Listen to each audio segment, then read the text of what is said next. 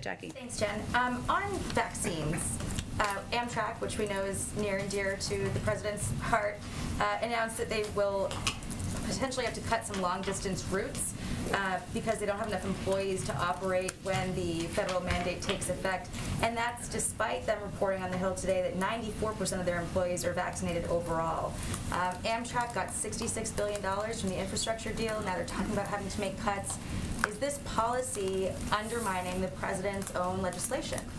Well, first I would say, and you touched on this, Jackie, but it's great news that 94% of Amtrak's workforce is vaccinated. That is an enormous percentage of their workforce, to state the obvious. They also still have about a month before the deadline for federal contractors on January 4th, or at least a couple of weeks, 4 weeks approximately. What we have conveyed to employers is that post-deadline, we expect employers will follow their standard HR process. That means for employees not in compliance, they'll go through education, counseling, accommodations, and enforcement. That would be what the process would be to play out. But of course, these requirements, we don't expect these requirements will cause disruptions to services that people depend on. There's some time to implement it. We're, of course, working with all federal contractors and federal employees and parts of the federal government to implement this moving forward. And then on Ukraine, there are some reports that the U.S. is pressuring Ukraine to cede land to Russia as a way to deter them from invading. Is that true? No, that's absolutely false. Jen, Well, go ahead. Jen, thank you. Staying on Ukraine, Russian troops are still amassed along the border. Do you have any indication at this point that the president's strategy is working? Well, Kristen, I think it's going to be up to President Putin to make a decision about whether he is going to invade Ukraine and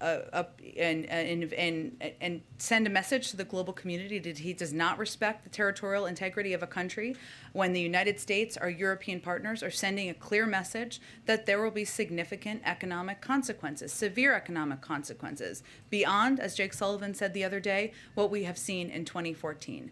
So at this point, obviously, you would know if they have made the decision to invade. They have not. But again, it's the ball is in his court. And we know that Ukraine, some lawmakers on Capitol Hill have said that they want more military equipment now. I know we don't have a readout yet of the call, but are there any discussions about potentially sending that equipment now and not waiting until there's further invasion? Well, there is equipment that we're continuing to provide. That is a follow-up from the President Zelensky's meeting with President Biden back in September. So that is something they're continuing to receive. And of course, there are a range of options under consideration, but nothing I can preview at this point in time. More. They're basically saying, yes, that is the case, but given this current situation, they actually want it. Absolutely. I understand that, and they've conveyed that publicly. I don't have anything to preview at this point, but certainly we have been a strong supporter of not only the sovereignty of Ukraine, but also through security assistance, and the president has a long record of that.